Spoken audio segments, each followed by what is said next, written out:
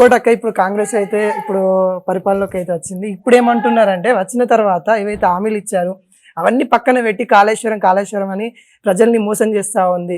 నేను ఇప్పుడు మార్చి 1వ తారీఖు కేటీఆర్ వెళ్తా, నేను వెళ్ళి 4 days అక్కడ ప్రజలకి వివరణ ఇస్తా, మేడిగడ్డకి వెళ్తా, కాళేశ్వరం వెళ్తా అని చెప్తా ఉన్నారు కదా, దాని మీద ఏమంటారు? మళ్ళీ ఎందుకు పోతాడు? ఎంబీకను పోతారంట. మళ్ళా మేము పోతామంటే ఎంబీకను పోతామని బూతులు అమ్మనా బూతులు అన్నీ మాట్లాడిండి ఇదే కేసీఆర్. మరి కొడుకుకి చెప్పరాదా? ఎంబీకని పోతావురా కొడుక, నేను ముంచి కూర్చున్నాడా? మీ బావ నేను ఇద్దరం కలిసి కథం పట్టించినాం. ఆ పైసలే నువ్వు తీసుకొని పోతావు కదా ఫారెన్కి, తీసుకొని పోయి దాచిపెడతావు చూడు, గా పైసలే ఆ కాళేశ్వరంలో ముంచిన పైసలు. ఒక పార్ట్, ఇంకా చాలా పార్టులు ఉన్నాయి, పార్ట్లుగా ఎపిసోడ్లు తర్వాత రిలీజ్ అయితే one of the part Kaleshwaram కదా, నువ్వు తీసుకొని పోయి విదేశాలలో దాచిపెట్టిన సొమ్మంతా గండ్ల కమిషన్లు కొట్టిందే కదా కొడుక అని ఎందుకు చెప్పబోతున్నావు? కేసీఆర్కి నాకు పోతే ఇంకా సంతోషము. నువ్వు అసెంబ్లీకి రానోనివి, ప్రజలకు సంబంధించిన విషయం ఒక చట్టబద్ధం దాల్చేటటువంటి ఒక ఏమంటారు దేవాలయం లాంటి సచివాలయానికే రానటువంటి ముఖ్యమంత్రి, మాజీ ముఖ్యమంత్రి, అసెంబ్లీకి రానటువంటి మాజీ ముఖ్యమంత్రి ఈరోజు కాళేశ్వరం పోతా అంటే అఫ్కోర్స్ మేము రెడీగా ఉన్నాం, అడిగి పోయి తేల్చాల్సింది. ఆ రోజు అన్నావు కదా ఇదంతా ప్రతిపక్షాల కుట్ర, దాని కింద ఏదో బాంబులు పెట్టి వేల్చినాము, ఏమో చేసినామని మాట్లాడినావు కదా. అడివా మేము మా ఎంబడైతే రానికి సిగ్గుపడ్డారేమో, మీరు పోయి అన్న చూడు, నేను 4 రోజులు గుడారాలు వేసుకోండి, ఆడ కూర్చోండి, వంట చేసుకోండి, ఆడ నీళ్ళు ఇడవమన్నారు, మీరు ఆడ 4 రోజులు ఉంటా అన్నారు కదా. నీళ్ళు ఒకవేళ మా ప్రభుత్వానికి, నాకు దోచిన మాట నేను చెప్తున్నా, మా ప్రభుత్వానికి వాళ్ళు ఉన్న 1 గంట సేపు 4 రోజులు నీళ్ళు ఇవ్వండి. ఆ నీళ్ళ ప్రభావంతో, నీళ్ళ ప్రెషర్తోని ఆ పిల్లలు కుంగిపోయే వాళ్ళు చూస్తారంట. చూపియండి మా ముఖ్యమంత్రి గారికి చెప్తున్నా, అది కూలిపోతే ఆడనే ఉన్నప్పుడు వాళ్ళ పాపాలకు పరిహారాలు ఏమవుతుందో ఒకసారి చూపియండి, చూడండి. అదేమన్నా మేమేమన్నా 3D సినిమా చూపించినామా? కూలిపోయింది అడిగిపోయినప్పుడు మా ముఖ్యమంత్రి, మా మంత్రులు, మా ఎమ్మెల్యేలు మేమందరినీ ఆహ్వానించినాం. బీజేపీ, ఎంఐఎం, బీఆర్ఎస్ని అందరినీ ఆహ్వానించినాం. అందరికీ నిజంగానే ప్రజల మీద మమకారం, ప్రజలకు మేము సేవ చేయాలనుకున్న వాళ్ళు డెఫినెట్గా అక్కడికి వచ్చిండ్రు. అసలు చిత్తశుద్ధి లేని వాళ్ళు బయట కూర్చొని అదే నల్గొండ సభలో కూర్చొని పిచ్చి పిచ్చి పూతలు కూర్చుండ్రు. కాబట్టి పొంటి ఏం బీకని పోతుర్రు ఆడ కూర్చొని మాకు చెప్పాలి. మళ్ళీ మేము కూడా చూస్తాం కదా, 1వ తారీఖు ఎల్లుండే కదా, చూద్దాం. ఇంకోటి ఏంటంటే అది అంత పెద్ద ప్రాజెక్టు, చిన్న లోపాలు ఉంటాయి, ఆ లోపాలు సరిదిద్దాలి. కానీ ఇక గవర్నమెంట్ని మొత్తం బ్లేమ్ చేయడము, అంటే బీఆర్ఎస్ పార్టీని మొత్తం బ్లేమ్ చేయడం ఎంతవరకు కరెక్టు అని వాళ్ళు అడుగుతా ఉన్నారు. 2020 నుంచి కట్టినప్పటి నుంచి దాంట్లో లోపాలు ఉన్నాయని ఎల్ఎన్టీకి వీళ్ళు రాసిచ్చినటువంటి లేఖలు ఇప్పటి వరకు బయటపడుతూనే ఉన్నాయి. వాళ్ళు 2 సార్లు 3 సార్లు మందలించింది వాళ్ళకి ఇదేదో సరి చేయండి అని. కానీ ఇంతవరకు అది మరి మీరు 4 ఏళ్ళు ఉంటే అది మెల్లిమెల్లిగా లోపల నుంచి కథమవుతున్నది. మీరు సరి చేయని వాళ్ళు ఇప్పుడు పడిపోతుంటే కాళేశ్వరం కథ గురించి మీరు చిన్న లోపము అనంటే అది చిన్న లోపం కాదు. మీరన్నట్టే 1 కోటి ఎకరాల మాగాణికి సాగునీరు అందించే నిజమైన ప్రాజెక్ట్ అయితే 1,00,000 ఎకరాలకు కూడా అందించని వాళ్ళు ఎకరాకి 46,000 ఖర్చు చేసి చేపించే ప్రాజెక్ట్ అది అయ్యింటే నిజంగానే మీకు బుద్ధి జ్ఞానం ఉంటే నేను అడుగుతున్న లోపాలు అనేది చిన్నగా ఉంటే లోపం చేస్తాం. మొత్తం ఒక వంతనే కథం బట్టి ఇచ్చేసి 25 పిల్లలు 30 పిల్లలు ఉన్నాను అన్నీ దోక. ఇప్పుడు నీళ్ళు ఇడిస్తే మొత్తం ఇప్పుడు ఫస్ట్ మేడిగడ్డ, ఆ తర్వాత అన్నారం, దాని తర్వాత సుందిళ్ళ, సేమ్ ప్రాసెస్లో ఉన్నాయి అవి. సేమ్ మొన్న చూసినాం కదా అన్నారంలో బుడగలు వచ్చి దాని కింద నుంచి కొట్టుకొని పోతున్న పరిస్థితి పిల్లర్ల కిందకి. మరి ఒకవేళ ఇప్పుడు ఇంట్లోనే ఇది ఇప్పుడు రిపేర్ చేయడానికి మొదలు పెడితే 100,000 కోట్లు కావాలి. ఇప్పుడు అసలు ప్రభుత్వ ఖజానాలో రూపాయి లేకుండా ఖాళీ చేసినావు.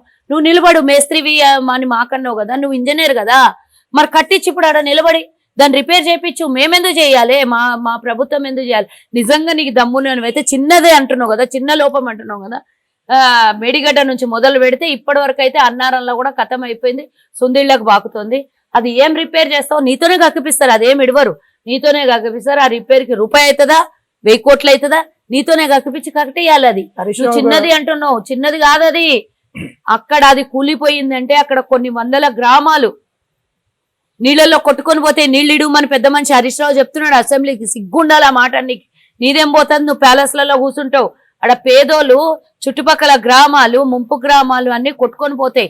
నీళ్ళు ఇడువని ఒకడు అంటాడు, రిపేర్ చేయని ఒకడు అంటాడు, చిన్న సమస్య అని ఒకడు అంటాడు. అసలు మీరు కంక్లూజన్కి అండర్స్టాండింగ్ రాండి. అసలు అదేంది అనేది ఒకటి అసలు నివేదిక వచ్చినాక కూడా దాన్ని చిన్న సమస్య, నాణ్యత లోపము, ఆ నాణ్యత అంత పెద్ద లోపం ఉన్నదని నివేదికనే ఇస్తే ఈ పెద్ద మనిషి అంటాడు ఇక అది చిన్న లోపం. అంటే నేనేం అసలు మొత్తం పిల్లర్లే అసలు నాణ్యమైనటువంటి పిల్లలుగా ఆ కట్టడమే నాణ్యత లేనటువంటి కట్టడం.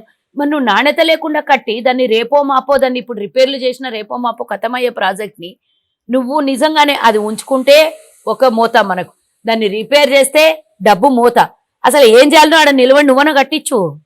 హరీష్ రావు అంటుండు కదా, అధికారం నాకు ఇవ్వండి, నాకు సీఎం 10 ఏళ్ళు మీ చేతులని అధికారం ఉంది. ఏం పీకినావు? ముండమోచి కూర్చున్నావు కదా, మళ్ళీ ఏం అధికారం ఇవ్వాలి? అధికార దాహం, అధికార అహంకారం తప్పించి ఇంకోటి ఏమన్నా ఉందా? నీకు వద్దనే కదా తెలంగాణ ప్రజలు మూలకు కూర్చోబెట్టారు, మళ్ళీ నీకు అధికారం ఇవ్వాలి అంటే మళ్ళీ అధికారం కావాలి. మళ్ళీ ఇంకోటి ఏమైనా కొత్త ప్రాజెక్ట్ ప్లానింగ్లు ఉందా? కథం పట్టిద్దాం తెలంగాణ ప్రజల సొమ్ముని, తెలంగాణ ప్రజల ఆస్తిని ఇంకేడన్నా దొరికితే అప్పులు తెచ్చేసి అవి కూడా ముండమోసుకొని తీసుకొని పోదామని ఇంకేమన్నా ఆలోచన ఉందా? అప్పులు అంటున్నారు, అభివృద్ధి చేసినామని అంటున్నారు కదా. మేము అభివృద్ధి చేసినాం, అభివృద్ధి ఒక ఇల్లు కట్టనీకే కొంత అప్పు అవుతుంది, అభివృద్ధి చేసాము ఎంతో కొంత అప్పు అవుతుంది అని చెప్తా ఉన్నారు కదా. నేను కూడా చెప్తా, ఇల్లు అవుతుంది అంటే ఒక చిన్న ఎగ్జాంపుల్ చెప్తా. నీ స్థాయి ఎంత ఉంటుంది? ఒక ఇల్లు కట్టాలంటే ఓ 2 లక్షలు 5 లక్షలు 10 లక్షలు ఖర్చు అవుతుంది అనుకుందాం. నువ్వు కట్టేటప్పుడు ఫస్ట్ డౌన్ పేమెంట్ చేస్తావు లోన్కి, ఏదో అవుతుంది, కన్స్ట్రక్షన్కి నీకు లోనింగ్ ఇస్తారా, ఏదో అవుతుంది. అయిన తర్వాత నువ్వు ఎట్లా రిటర్న్ పేమెంట్ చేస్తావు అని నీకు లోన్ ఇచ్చేటోడు అడుగుతాడు కదా. నీ రిటర్న్ ఇన్వెస్ట్మెంట్ ఇన్కమ్ చూపిస్తావు కదా నువ్వు. మరి నీకు రిటర్న్ ఇన్కమ్ లేదే నువ్వు దాని మీద అప్పు తెచ్చి నువ్వు కట్టి దాంట్లో కమిషన్లకు కక్కుర్తి పడి మనం ఇల్లుకి ఒక 10 లక్షలు అవుతుంది అనుకో, బ్యాంక్ లోను 20 లక్షలు తెచ్చుకొని 10 లక్షలు మింగేసి 10 లక్షలు ఇల్లు కన్స్ట్రక్షన్ చేస్తే ఈ 10 లక్షలు నువ్వు మింగేసిన 10 లక్షలు ఎవడు కట్టాలి? బ్యాంక్ నీకు తరం అవుతుందా? కట్టడానికి తరం కాదు. నీకు 10 లక్షలకే కెపాసిటీ లేదు, 20 లక్షలు లోన్ తెచ్చుకుంటావు, అలా నుంచి 10 లక్షలు మింగేస్తావు. ఈ 10 లక్షలు కట్టడానికే దిక్కు లేదు అంటే ఇంకో 20 లక్షలు అదనంగా దాని మీద ఇంకో 10 లక్షలు అదనంగా అప్పు చేసి దాని మీద మోపినావు. సరే, నువ్వు రిటర్న్ పేమెంట్ చేసే దమ్ము సత్తా నీకుండి దాని మీద రిటర్న్ సోర్సెస్ ఉన్నాయి అంటే నువ్వు చేస్తావు కదా. ఇల్లు అంటే నాకు కిరాయి మిగులుతుంది, నన్ను ఇల్లు సొంత ఇల్లు కట్టుకుంటే అని అంటావు. నువ్వు ఇప్పుడు ప్రాజెక్ట్ కట్టడం వల్ల నువ్వు సాగు చేసే భూమి వల్ల తెలంగాణ కనీసం ప్రజలకు, తెలంగాణ రైతాంగానికి దాని మీద ఏమైనా లాభం ఉన్నది అని అంటే నువ్వు కట్టిన 1,00,000 కోట్ల రూపాయల ఆదాయాన్ని చూపించు. సరే, ఇన్వెస్ట్మెంట్ అందాం, కానీ 1,00,000 ఎకరాలకే నీరందని సాగునీటిని 1,00,000 కోట్ల సాగు భూమికి రైతుకి నువ్వు 1,00,000 ఎకరాలకు అందించి 1,00,000 కోట్లు ఖర్చు పెడతా అంటే ఎంత? ఏ రకంగా నువ్వు అప్పులు చేసేసి నువ్వు దాన్ని మేము అభివృద్ధి అని చెప్పేస్తే నమ్మేస్తారా? 1,00,000 ఎకరాలు నీళ్ళందే దానికి నువ్వు 1,00,000 కోట్లు ఎట్లా ఖర్చు పెడతావు? మేము ఆల్రెడీ గ్రావిటీ నుంచి వచ్చేదానికి ఆల్రెడీ మేము 1,00,000 ఎకరాలకు నీళ్ళు అందుతుంది అని మేము ముందే చెప్పినాం కదా. మరి ప్రాణహిత చెవెళ్ళని విడిచిపెట్టి 38,000 కోట్లతో అయ్యేటటువంటి ప్రాజెక్టు విడిచిపెట్టేసి 1,00,000 కోట్లకి ఎందుకు కమిషన్లకు కక్కుర్తి పడే కదా? ఎందుకు పోనీ నువ్వు చేసినటువంటి వల్ల రాష్ట్రానికి ఏమన్నా ఉపయోగం ఉన్నదంటే ఆ దరిద్రాన్ని మనం భరించవచ్చు. ఇప్పుడు ఉపయోగం లేని దరిద్రాన్ని తీసుకొని వచ్చి మన నెత్తి మీద కట్టి తెలంగాణ ప్రజల నెత్తి మీద పెట్టి దాన్ని మేము అభివృద్ధి అని అంటే ఆ కండ్ల పచ్చకామర్లు వచ్చినోనికి ఏం చేయలేదు లోకం. ఇంకోటి అడుగుతా ఉన్నారు అక్క, ఇప్పుడు ఏంటంటే కాంగ్రెస్ నాయకులు అధికారంలోకి లంక బిందెల కోసం వచ్చారు, మరి లంక బిందెలు దొరికాయి. పాత కథలు కొత్త ఏమన్నా ఉంటే వాళ్ళ ముచ్చట్లు మాట్లాడు. లంకె బిందెలు అంటే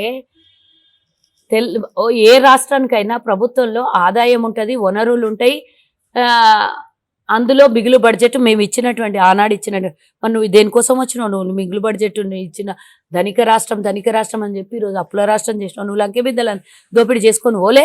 అది తెలంగాణ ప్రజల సొమ్ము గురించి మాట్లాడితే లంకె బిందె ఎవడు దోసుకుంటాడు, ఎవడు తీసుకుపోతాడు. నువ్వు ఇచ్చిన అప్పులు కట్టడానికి ఇంకో 10 తరాలు అయ్యేటట్టున్నది.